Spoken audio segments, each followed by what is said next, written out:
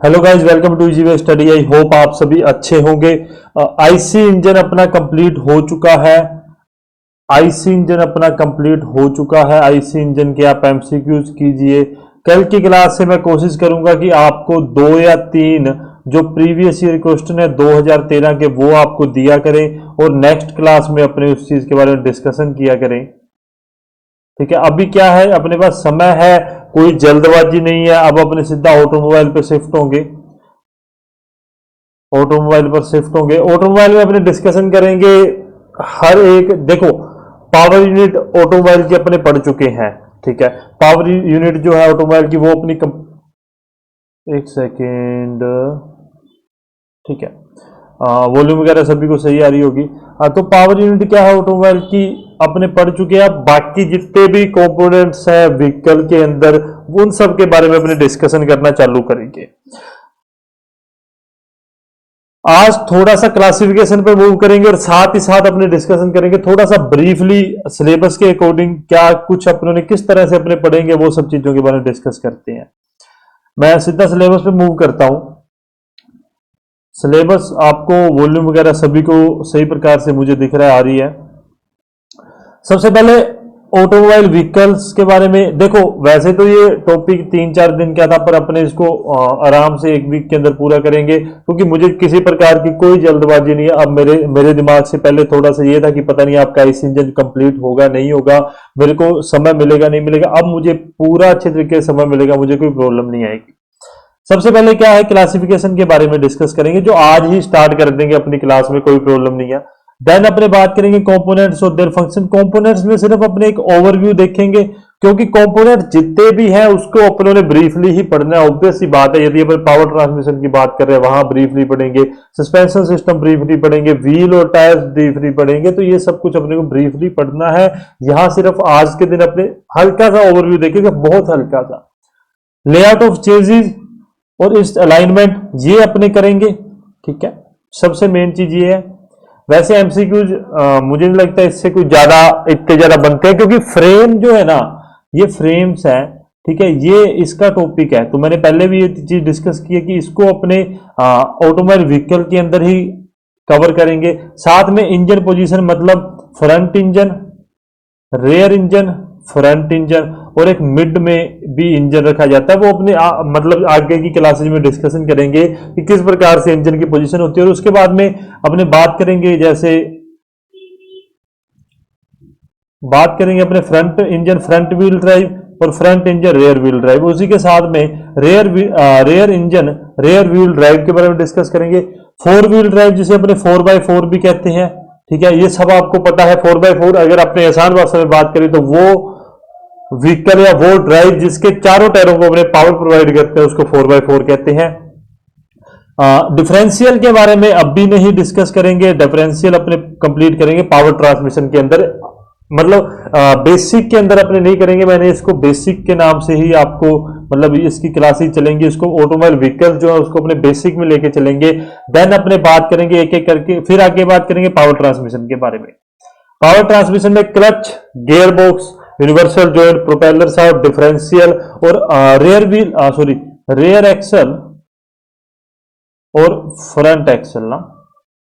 Front axle और rare axle का एक ओवरव्यू अच्छे से थोड़ा सा वो अपने बेसिक में कंप्लीट कर लेंगे।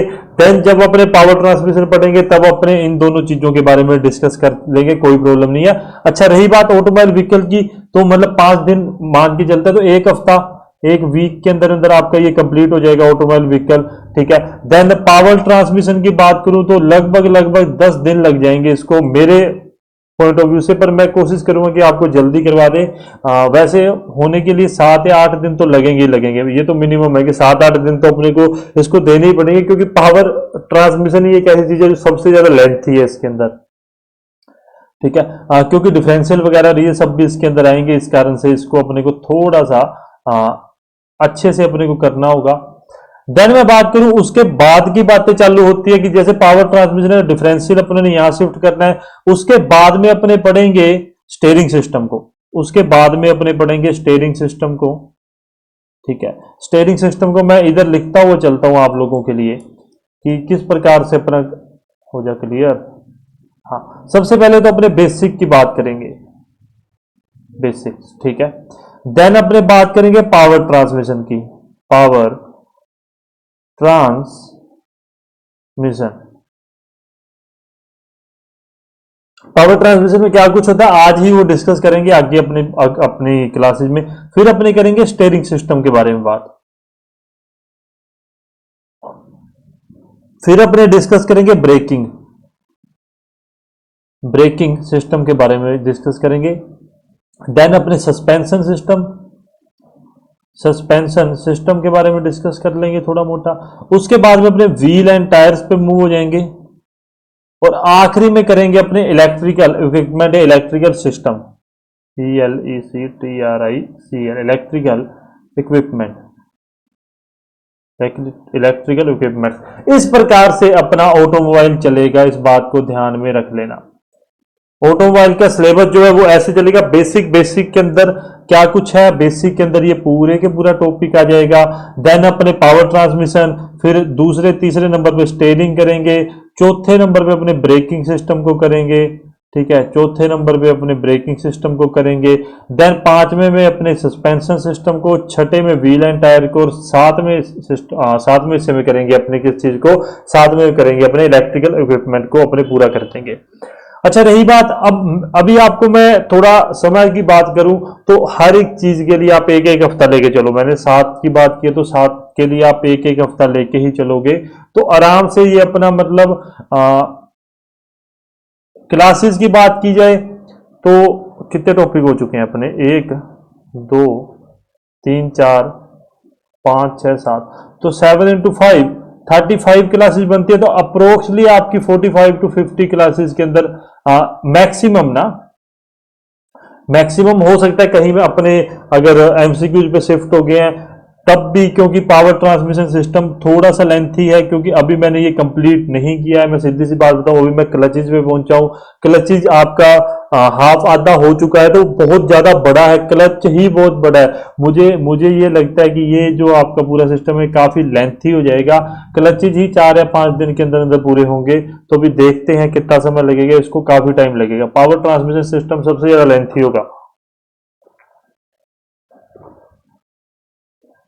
50 क्लास मैक्सिमम, ठीक है। हाँ 60 उधर होगी, 110 110 120 क्लासेस का मैंने आपको कहा था। देन एमसीक्यूज में मूव हो जाएंगे। फिर बात कर रहा हूं ये सब कुछ करना है। एक मैंने यूट्यूब चैनल आपको बताया है, मन्नू एकेडमी, ठीक है, ऐसे कुछ नाम ही है उनका, तो मन्नू एकेडमी नाम से आप वहां से पढ़िए, और वो बंदा बहुत अच्छा पढ़ाता है। मैं भी उनसे ही पढ़ रहा हूं, तो आप प्लीज आप भी उनसे ही जाके पढ़ सकते हैं, कोई प्रॉब्लम नहीं होगी आप लोगों को।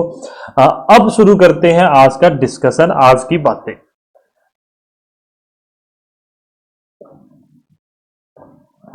थोड़ा सा मैं आपको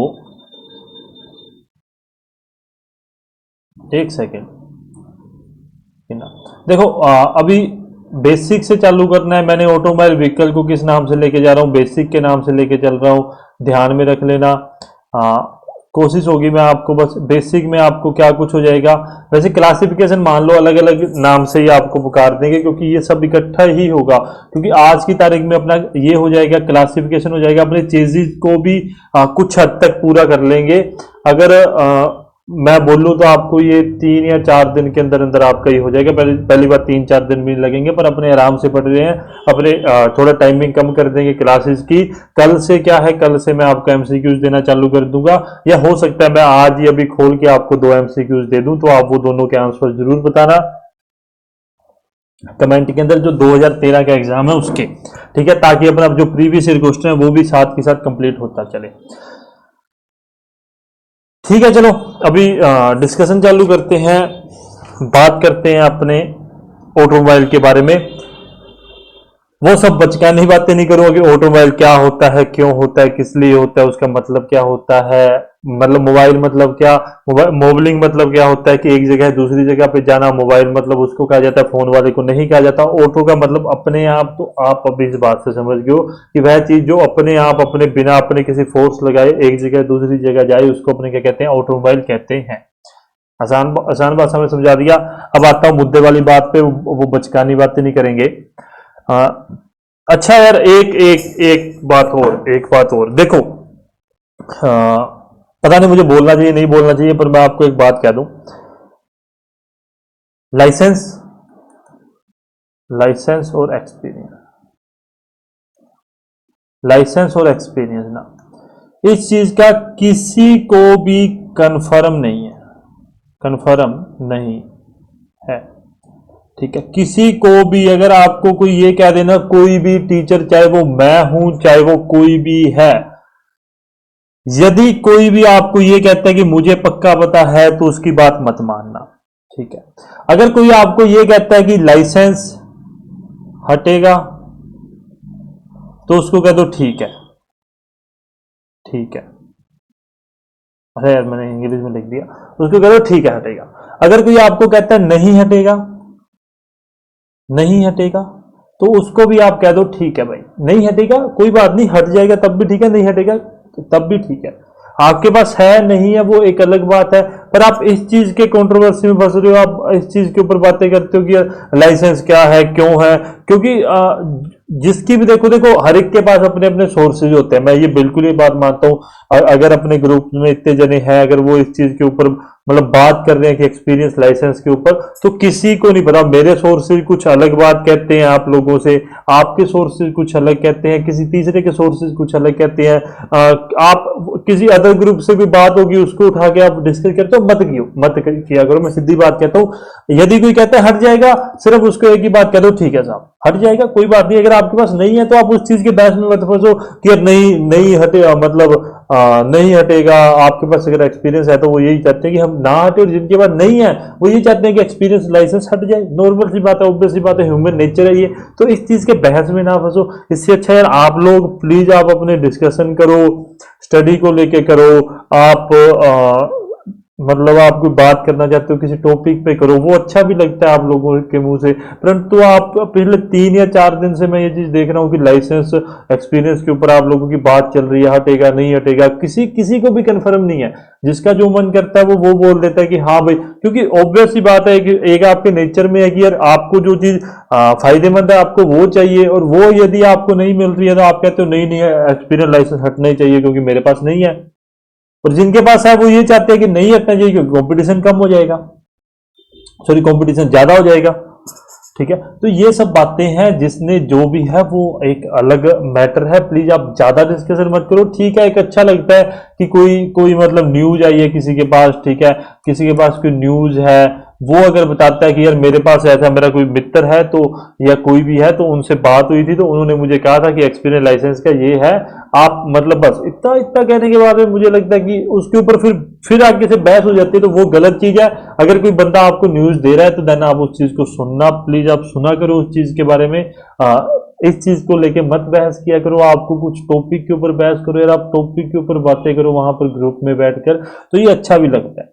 ठीक है, मैं मेरे को आदत नहीं है मैं इतना लंबा मैसेज टाइप करूं, इसलिए आपको यहीं पर ही मैंने सभी को समझा दिया है।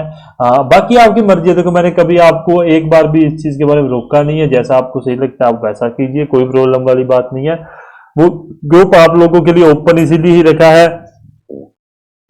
कि जैसा आप लोगों को सही लगे आप वैसा ही पढ़िए, जैसा आपको ठीक लगता है वैसा कीजिए। बस मेरा मेरा फर्ज आपको समझाना है।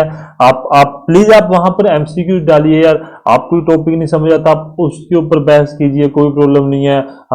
मेरे मैं हो सकता है कि कई बार मैं भी गलत हो जाऊं, आप भी गलत हो जाओ, वो जब वो डिबेट है वो अच्छा लगता है कि हाँ यार, एक टॉपिक है उसके ऊपर बहस चल रही है, 3 जने 4 जने, यदि आप उस टॉपिक के ऊपर डिबेट करते हो, यकीन मानना आप वो टॉपिक जिंदगी में कभी नहीं भूलोगे। ये बात आप ध्यान में रख लेना। ये मतलब एक एक मंत्र है या कुछ भी समझ लो।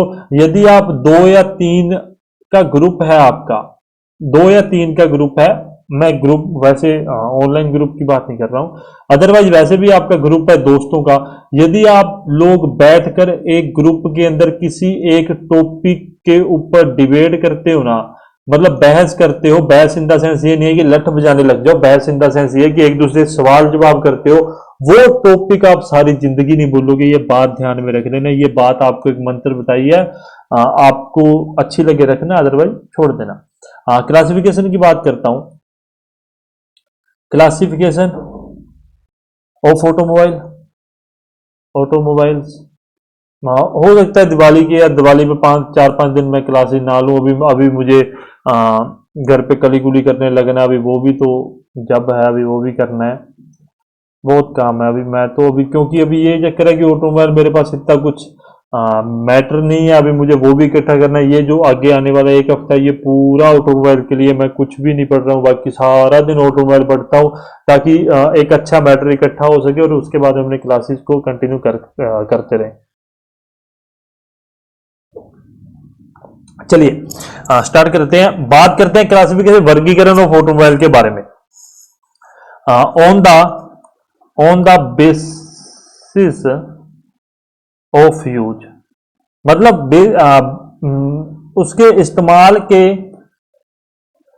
ऊपर, मतलब उसको, उसका वर्गीकरण क्या हो जाएगा। फॉर एग्जांपल देखो कैसे इस्तेमाल, मोपेड्स हो गए, उसका इस्तेमाल करते हैं अपने। सेकंड अपने क्या है, मोटरसाइकिल का,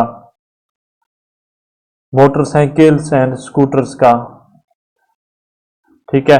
थर्ड अपने पास क्या है, अपने कार एंड जीप का यूज करते हैं, जो भी उसके इस्तेमाल है उसके अकॉर्डिंग भी इसका वर्गीकरण किया जाता है।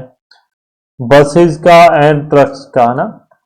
अच्छा, यूज क्या है, मोपेड्स वगैरह एक जने को लेने ले जाने के लिए, ज्यादा वेट नहीं है। मोटरसाइकिल स्कूटर वगैरह थोड़ा सा हैवी आ जाता है टू व्हीलर में, इसलिए उसको यूज करते हैं। कार और जीप का कुछ अमाउंट ऑफ सवारी या पैसेंजर्स को लेने ले जाने के लिए। बसेस का लार्ज अमाउंट ऑफ, ट्रक का भी लार्ज वेट को इधर उधर ले जाने लाने के लिए अपने यूज में लेते हैं।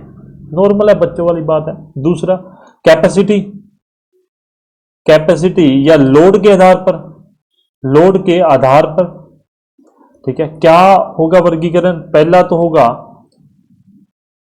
हैवी ट्रांसपोर्ट व्हीकल,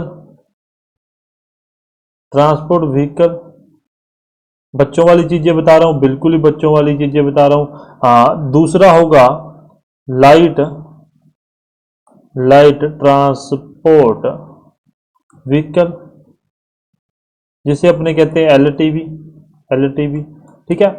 नॉर्मल है, बच्चों वाली चीजें हैं, कोई कोई कोई किसी को कोई प्रॉब्लम नहीं होगी। अच्छा ठीक है, ऑन द बेसिस ऑफ, मतलब फ्यूल जो यूज किया जाता है, फ्यूल जो इस्तेमाल किया जाता है, उसके आधार पर कितने प्रकार का वर्गीकरण अपने को देखने के लिए मिलता है। सबसे पहले तो petrol vehicle, petrol vehicles. Second अपने पास क्या है, डीजल व्हीकल्स। थर्ड अपने पास क्या आते हैं, आजकल के समय में जो चल रहे हैं, इलेक्ट्रिकल, इलेक्ट्रिक व्हीकल्स। चौथे अपने पास क्या आते हैं, स्टीम, स्टीम इंजन वगैरह जो होते हैं, जो अपने पहले कोयले से चलते थे, वो सब कुछ आ गया। और पांचवें अपने पास आते हैं गैस व्हीकल्स, जैसे एलपीजी एंड सीएनजी वगैरह की बात चल रही है। तो एलपीजी और सीएनजी वगैरह जो फ्यूल के आधार पर वर्गीकरण, उसका इस प्रकार से कुछ देखने के लिए मिलता है। चौथे की बात करूं, बॉडी, बॉडी स्टाइल के आधार पर, स्टाइल के आधार पर, ठीक है। आप लिखना चाहते हो के आधार पर, आप लिख सकते हो, आपकी मर्जी है। पहला जैसे क्लोज्ड कार, क्लोज्ड कार या क्लोज व्हीकल जिसे अपने कह देते हैं।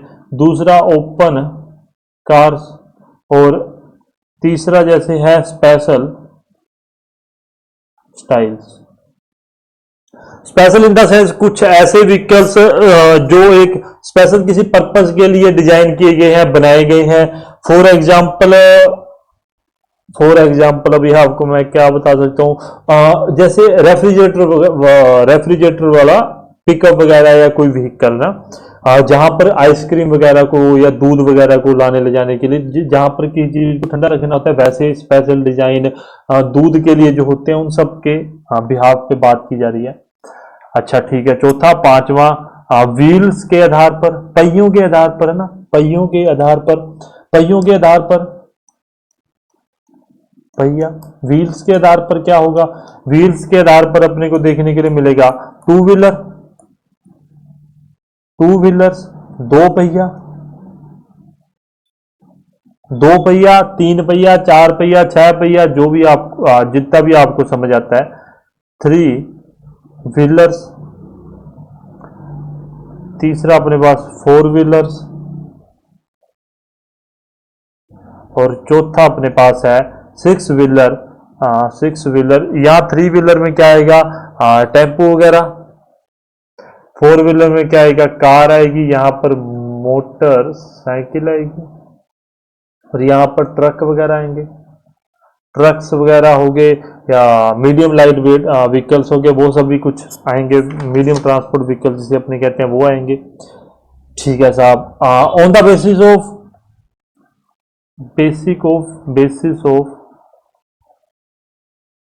बेसिस ऑफ ड्राइव, ड्राइव के आधार पर कि कौन से ड्राइव है, ड्राइव इन द सेंस कैसे, एक सेकंड में आप समझ जाओगे। सबसे पहले लेफ्ट हैंड ड्राइव या फिर राइट हैंड ड्राइव, ठीक है। एक होमवर्क है आपके लिए क्या, कि इंडिया में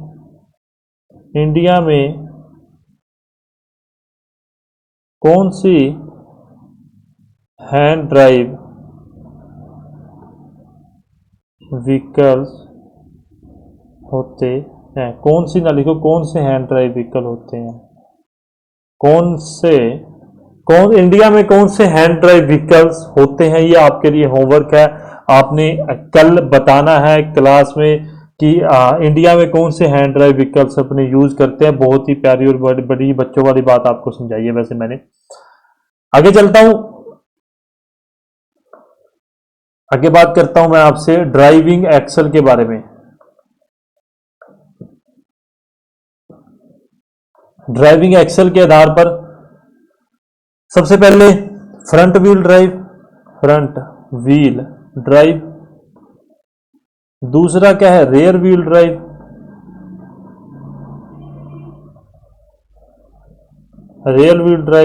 और तीसरा अपने पास क्या आएगा, all wheel drive. Front wheel drive, rare wheel drive और ऑल व्हील ड्राइव। ठीक है, कि मतलब वो व्हीकल जहां जिसको पावर फ्रंट व्हील को दी जाती है, जिसके रेयर व्हील को, जिसके चारों पहियों को दी जाती है, ये सब बातें, इसके बारे में डिस्कशन अपने आगे जब भी अपना क्लासेस चलेंगी, कल नहीं परसों तक की क्लासेस में अपने इसके बारे में डिस्कस कर चुके होंगे मेरे हिसाब से। ठीक है, आगे चलते हैं, 8वें की बात करते हैं, पोजीशन ऑफ इंजन की पोजीशन के आधार पर अपने बात करेंगे। एक सेकेंड, इंजन की पोजीशन के आधार पर सबसे पहले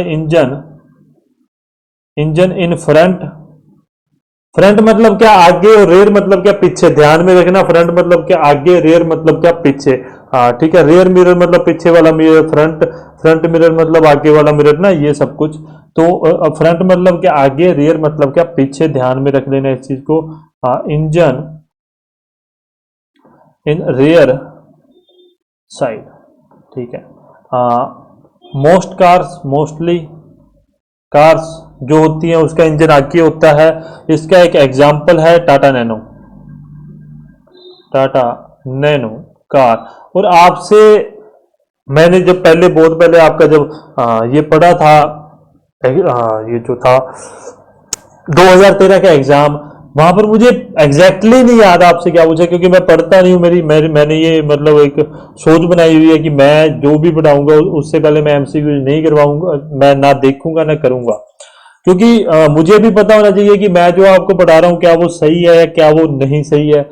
मुझे ये बात की नॉलेज होनी चाहिए। ऐसा कुछ आया था कि मतलब जो टाटा नैनो का इंजन है उसके पोजीशन क्या होती है, ऐसा कुछ अपने पूछा गया था। इसको ब्रीफली आगे पढ़ेंगे जब अपने ये ड्राइविंग एक्सल वगैरह और इंजन पोजीशन दोनों के बारे में डिस्कस करेंगे, तब आपको मैं और भी बताऊंगा। वैसे बेसिकली जो टाटा नैनो होती है वो रेयर व्हील ड्राइव ही होती है। इस बात को आप ध्यान में रखना। मैंने पहले भी आपको ये बात की है कि 4 प्रकार की होती हैं, फ्रंट व्हील फ्रंट ड्राइव,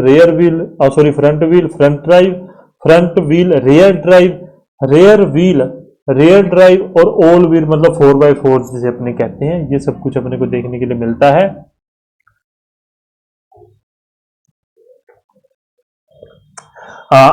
नोवा है ट्रांसमिशन के आधार पर, ट्रांसमिशन के आधार पर कैसे, पहला तो है मैनुअल, दूसरा है सेमी ऑटोमेटिक, और तीसरा है अपने पास ऑटोमेटिक, ऑटोमेटिक। ठीक है, ये था एक नॉर्मल सा क्लासिफिकेशन। किसके बारे में? क्लासिफिकेशन अबाउट ऑटोमोबाइल व्हीकल के बारे में अपनों ने क्लासिफिकेशन कर लिया। अपने सिलेबस के अकॉर्डिंग ही चल रहे हैं, क्लासिफिकेशन कर चुके हैं। आप भी अपने बात करेंगे कंपोनेंट्स और उसके फंक्शन के बारे में, देन अपने इस क्लास को एंड कर देंगे। जो भी 30 मिनट की क्लास होगी, छोटी ही क्लास रखेंगे, क्योंकि मैंने आपको पहले ही कह दिया कि कोई भी लंबे चौड़े नहीं है इसके अंदर, कुछ भी लंबा चौड़ा पढ़ने के लिए। तो इसलिए अपने को 5 दिन अपनी क्लासेस चलती है, तो 5 दिन में आपको ये करवा दूंगा, कैसे मर्जी करवाऊंगा। हाँ, टाइम बहुत है, समय बहुत है, समय की अपने पास कोई भी पाबंदी नहीं है। मुझे नहीं लगता कि अब भी आपको मैंने सब कुछ ब्रीफली समझा दिया कि आपकी 50 क्लासेस के अंदर अंदर आपको मैं ये पूरा सिलेबस करवा दूंगा। 50 क्लासेज आपकी हो जाएंगी, देन 50 क्लासेज आपको नॉर्मल पता है 2 महीने के अंदर अंदर अपने कर देंगे। हाँ, जो भी होगा, अगर मुझे लगेगा कि मुझे नहीं आपको अगर समय ज्यादा देना चाहिए, तब भी आपको मैं अपना 100% दे रहा हूं आपको। ये सभी को ये बात पता है, अगर किसी को कोई कमी लगती है वो मुझे कह सकता है। तो आगे मैं बात करूं components, components of an automobile, automobile. देखो, सिलेबस पे चलते हैं वापस से, क्योंकि मैंने आपको कहा है कि टॉपिक अपने अकॉर्डिंग होगा, पर टॉपिक के अंदर जो मैटर दिया गया है वो क्या होगा, वो सिलेबस के अकॉर्डिंग होगा। तो कंपोनेंट्स और उसके फंक्शंस को दिया गया है, परंतु ये फंक्शंस अपने नहीं पढ़ेंगे। लाइट गई, कोई बात नहीं। मेरी फोटो वगैरह तो चलो क्या ही देखोगे आप मेरी फोटो तो। हाँ, तो फंक्शंस को नहीं पढ़ेंगे। फंक्शन ना पढ़ने का एकमात्र रीजन ऐसे रीजन यही है कि अपने को पूरे फंक्शंस ही पढ़ने हैं। फॉर एग्जांपल अभी मैं आपको आगे समझाता हूं, तब आपको ये अच्छे से समझ आ पाएगा कैसे। सबसे पहले क्या आता है? The basic component, the basic structure. ठीक है, बेसिक स्ट्रक्चर के अंदर अपने को क्या कुछ देखने के लिए मिलता है? बेसिक स्ट्रक्चर में अपने को देखने के लिए मिलता है फ्रेम, फ्रेम के बाद में चेजिस, चेजिस उसके बाद में अपने को बॉडी, बॉडी के बाद में अपने को देखने के लिए मिलता है सस्पेंशन सिस्टम। ये एक बेसिक स्ट्रक्चर है, मतलब बेसिक स्ट्रक्चर में ये कुछ होता है। एक्सेल्स देखने के लिए मिलते हैं और अपने को व्हील्स देखने के लिए मिलते हैं। ठीक है, अब आप खुद बताइए मुझे कि क्या अपन को फ्यूचर के अंदर, ठीक है, अभी अपने क्या करेंगे? फ्रेम, चेजिस, बॉडी इसी बेसिक में कर लेंगे, एक्सेल भी बेसिक में कर लेंगे, पावर ट्रांसमिशन में भी एक्सेल आएगा, ये भी ब्रीफली पढ़ना है। व्हील्स एंड टायर्स भी अपने को पूरा अंदर घुस घुस के पढ़ने हैं। क्या अभी आपको लगता है कि अपने को जरूरत है कि यहां पर उस चीज को समझने की? क्योंकि सस्पेंशन सिस्टम के बारे में आप सभी जानते हो क्या होता है। शॉक एब्जॉर्बर की तरह, मतलब शॉक को एब्जॉर्ब करने के लिए सिस्टम को लगाया जाता है। व्हील्स के बारे में आप सभी जानते हो, बेसिक जो नॉलेज है वो आप सभी को है, मुझे ये बात की पता है। आगे चलूं, आगे चलता हूं। अभी दूसरे नंबर पे अपने आता है इसके जो कंपोनेंट्स है उसमें power plant. Power plant in the sense, power plant में अपने किस चीज के बारे में डिस्कस करते हैं? पावर प्लांट में अपने डिस्कस करते हैं आईसी इंजन के बारे में। अभी उसने दे रखा है, सॉरी सिलेबस में दे रखा है फंक्शंस। क्या आपको अभी भी आईसी इंजन की फंक्शन समझाने की जरूरत है? नहीं, क्योंकि वो अपने पहले कर चुके हैं। यहां पर सिर्फ अपने को देखना है कि ऑटोमोबाइल में कौन कौन से कंपोनेंट्स लगे होते हैं। और आगे चलता हूं, और अच्छे से समझ आएगा आपको। तीसरा हो गया था transmission system, transmission transmission system तीसरा हो जाएगा। ट्रांसमिशन सिस्टम के अंदर अपने पास क्या आ जाएगा? Clutch, clutch. ये भी मैं आपको कब आगे, जब भी ये बेसिक खत्म हो जाएगा देन अपने क्लच ही शुरू करेंगे। अब आप खुद सोचिए कि मैं आपको जब क्लच पूरा बेसिक से लेके पूरा एडवांस या हार्ड तक आपको करवाऊंगा, तो यहां पर वो चीज समझने की जरूरत है? नहीं है, उस चीज को समझने की जरूरत। Gear box, universal, universal joint आता है इसके अंदर। ये थोड़ा ट्रांसमिशन का मैंने इसलिए लिख रहा हूं इस चीज को, थोड़ा आपको ब्रीफली, मतलब एक क्लासिफिकेशन भी मिल जाए, वर्गीकरण मिल जाए ट्रांसमिशन सिस्टम का अपने को क्या कुछ पढ़ना है। Propeller shaft, propeller shaft differential, differential. ठीक है, ये सब कुछ आपको समझ आएगा, किसी को कोई प्रॉब्लम नहीं होगी। ठीक है, क्लच पढ़ना है अच्छे से पढ़ेंगे, गियर बॉक्स पढ़ना है ब्रीफली पढ़ना है उस चीज को भी कि गियर बॉक्स कितने प्रकार के होते हैं, कैसे गियर काम करता है, सब कुछ पढ़ना है। तो यहां पर अपने उस चीज को पढ़ के समय नहीं बर्बाद करूंगा मैं आपको, क्योंकि मुझे वो चीज आगे भी पढ़ानी है। चौथे नंबर पे बात करूं, फोर्थ नंबर पे अपने पास आता है द ऑक्सिलरी सिस्टम। ऑक्सिलरीज में अपने को क्या है, ऑक्सिलरी में अपने पढ़ते हैं ऑल इलेक्ट्रिकल इक्विपमेंट्स, है ना, ऑल इलेक्ट्रिकल इक्विपमेंट्स के बारे में अपने इसके अंदर पढ़ेंगे।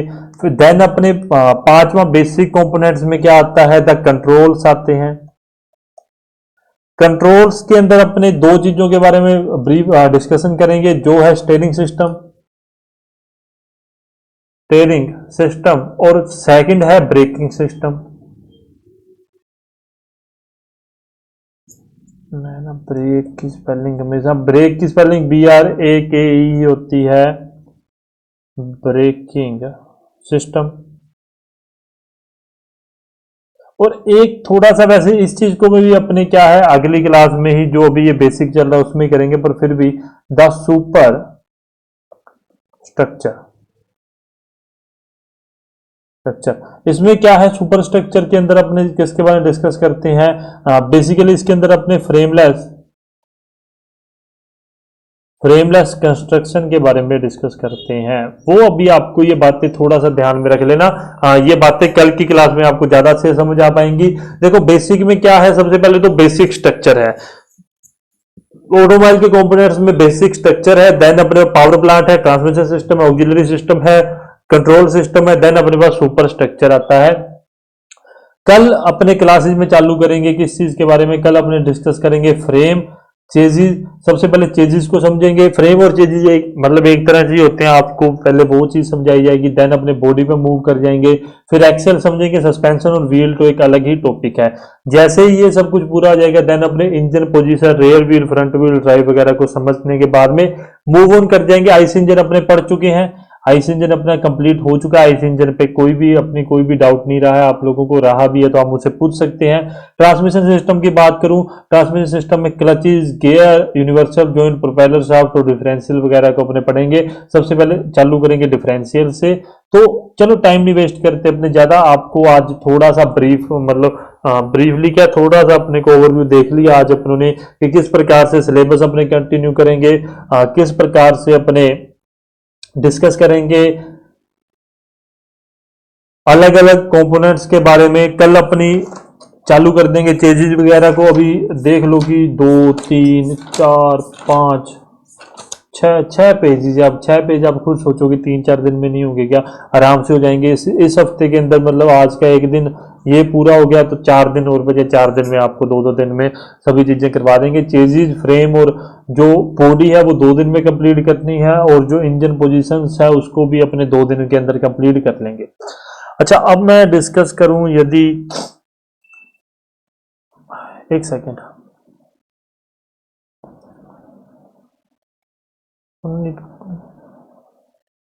बुक है ना, हाँ ये रहा सिलेबस। चलो, नहीं सिलेबस तो अपने को खोलना ही नहीं है ना, अभी मुझे खोलना था टेक्निकल का पेपर। बहुत कुछ है मेरे पास, मेरे को ना कई बार तो मुझे खुद को नहीं समझ आता मेरे पास है क्या कुछ। कल के लिए होमवर्क दे रहा हूं आप लोगों को, ठीक है, होमवर्क कल के लिए आपको मिल जाएगा। एक सेकेंड रुक जाओ, ये हो गया। हाँ देखो, पहला एमसीक्यूज तो ये रहा पहला, ठीक है, इसके ऊपर कल अपने डिस्कस करेंगे। ध्यान रख लेना, मुझे अभी ये नई हैबिट डालनी पड़ेगी, ठीक है। एक ये आप ध्यान से देख लीजिए, मैं पढ़ के सुना देता हूं। In which of the following type of engine the inlet and exhaust valve are fitted in the cylinder head. मैं अभी भी बता सकता हूं, मैंने आपको ये चीज करवाई है, ठीक है, आपको क्लासेस में आपको करवाई गई है। प्लीज देखो, बिना चीटिंग किए, अगर आपको लगता है कि आपको अच्छे से तैयारी करनी है बिना किसी चीटिंग किए, प्लीज आप लोगों ने सही आंसर देना है। सही आंसर देना है कहां पर, कमेंट में आपको सही आंसर देना है। ताकि मुझे भी पता लगे कि आप लोग हमेशा कहते हो कि पढ़ रहे हैं सर, अपने आप इतनी डिस्कशन करते हो, मुझे भी तो पता लगे कि आप लोगों का कैसी तैयारी चल रही है, आपकी मतलब आप पढ़ाई पे कैसे ध्यान दे रखा है, नहीं दे रखा, वो सब चीजों के बारे में आपने कमेंट करना है बिना किसी भी चीटिंग किए। अगर आपको MVSI का पेपर क्लियर करना है तो बिना किसी भी बुक के सहारा लिए, किसी भी चीज के सहारा लिए आपको सही आंसर देना है, ताकि मेरे को भी पता लगे कि आप बिल्कुल सही कर रहे हो। सॉरी, तीन MCQs दे देना, आपको 3 MCQs दे देते हैं। अच्छा, हिंदी में भी मैंने लिख दिया, वो आप देख लेना यार। आपको पता है निम्न में से किस प्रकार के इंजन में प्रवेश व निकास वाल्वों में सिलेंडर शीर्ष, सिलेंडर हेड जिसे कहते हैं, में फिट किया जाता है FIL और T, FIL और T मुझे पता है, मैंने करवा रखा है। हाँ सॉरी, फिर चला गया, मैंने करवा रखा है तो इसलिए मुझे कोई मतलब अभी भी बता सकता हूं पर अभी नहीं बताऊंगा। दूसरा आपके पास ये है सेकंड, इसको भी आप होमवर्क समझिए। होमवर्क क्या समझिए, अभी अभी बताना है, अभी कमेंट करके बताना है आप लोगों ने मुझे। इन टू स्ट्रोक मतलब निम्न में से कौन सा गलत है ना, गलत है, गलत है। In two stroke engine the working cycle is complete in 1 revolution of crank. पढ़ लेना, मैं क्योंकि मैं पढ़ूंगा, मैं उस पढ़ने में ही आपको आसानी से बता दूंगा, आप खुद पढ़ लेना। फॉल्स, वैसे आपको, मेरे को तो falls. In two stroke engine the working cycle is complete in 1 revolution, thermal efficiency of two stroke engine is less than 4 stroke engine, there are ports in the two stroke engine, thermal efficiency of diesel engine is less than the petrol engine. जो भी है आप देख लेना, मुझे इसका answer मिल चुका है, मैंने अभी पढ़ते सर मुझे पता लग गया, ये भी आपको करवा रखा है। इंग्लिश वाले यहां से देख ले, हिंदी वाले यहां से रोक के देख ले, ठीक है, यहां पर आप स्टॉप कर लेना, देख लेना। दो MCQ, तीसरे पे भी आप आई जाओ। ये 3 MCQs आपको कल के दिन में देने हैं मुझे करके, कि ये क्या कह रहा है, इन्हें 4 stroke engine, the speed of the engine is N RPM, the speed of the camshaft will be, ठीक है। मैं नहीं बताऊंगा आप लोगों को, आपको कल सब कुछ पता लग जाएगा, क्योंकि मेरे को पता है, मैंने इंग्लिश को हिंदी में कन्वर्ट करते सार बता दिया, हिंदी मैंने तभी तो नीचे है, क्योंकि हिंदी में मैं आसान भाषा में हिंदी में बताऊंगा और वो आप समझ जाओगे। एक चतुस्ट्रोक इंजन में इंजन की गति N चक्कर प्रति मिनट है, कैमशाफ्ट की गति होगी। प्लीज सभी के सभी आपको 3 MCQs दिए हैं, MCQs कह दो या प्रीवियस ईयर क्वेश्चन कह दो, बिना किसी चीटिंग किए। यदि आपको मोटर व्हीकल सब इंस्पेक्टर का पेपर क्लियर करना है, मुझे भी तो पता लगे कि आप लोगों को जो मैं पढ़ा रहा हूं वो कैसा लग रहा है। यदि अच्छे कमेंट आए तभी ही मैं मानूंगा, अदरवाइज मैं इस चीज को भी छोड़ दूंगा, फिर ये भी नहीं करवाऊंगा, क्योंकि मुझे अगर अच्छा रिस्पॉन्स नहीं आता है तो मुझे क्या मतलब है, मैं फिर क्यों ही मतलब इस चीज के ऊपर इस चीज के अंदर घुसूं ना। तो कमेंट करो सभी के सभी, तीनों MCQs के ऊपर आपको कमेंट करके बताना है मुझे कि कौन कौन से MCQs आपको मतलब इसका कौन सा ऑप्शन सही है, वो आप कर दोगे। फॉर एग्जांपल आप मुझे चाहे 1 2 3 करके दे देना, या आप मुझे जैसे देना 22, तो 22 उसके आगे आप लिख देना जो भी आपको 1 2 3 4 जो भी आपको ऑप्शन सही लगे वो। 21 उसके आगे लिख देना 1 2 3 4 जो भी ऑप्शन हो। जैसे फॉर एग्जांपल यदि आपको लगता है 22 का 3 सही है तो 22 उसके आगे 3 लिख देना। यदि किसी को लगता है 22 का 2 सही है वो 2 लिख देगा। 22 का किसी को लगता है 22 का 4 सही है 4 लिख देगा। 22 का 1 सही है वो 1 लिख देगा। जैसे भी आपको लगता है आप ये तीनों के भेजना, मुझे पक्का कमेंट करना। यहीं पर आज का सेशन एंड करेंगे। जल्दबाजी नहीं है, मेरे को किसी प्रकार की जल्दबाजी नहीं है, क्योंकि मुझे पता है समय बहुत है अभी अपने पास, समय की कोई कमी नहीं है। MCQs भी हो जाएंगे, इतना समय है अपने पास। यहीं पर सेशन एंड करते हैं। वीडियो अच्छी लगी लाइक कमेंट शेयर करना, सब्सक्राइब कर लेना चैनल को। ईजी वे स्टडी ऑफिशियल नाम से टेलीग्राम पे ग्रुप है, प्लीज वहां पर डिस्कशन किया कीजिए अपनी स्टडी को लेकर, किस प्रकार से आप अपनी स्टडी को बेटर बना सकते हो, किस प्रकार से आपको कोई टॉपिक नहीं समझ आता आप डिस्कस कर सकते हो। आई होप आपका दिन अच्छा रहे। धन्यवाद।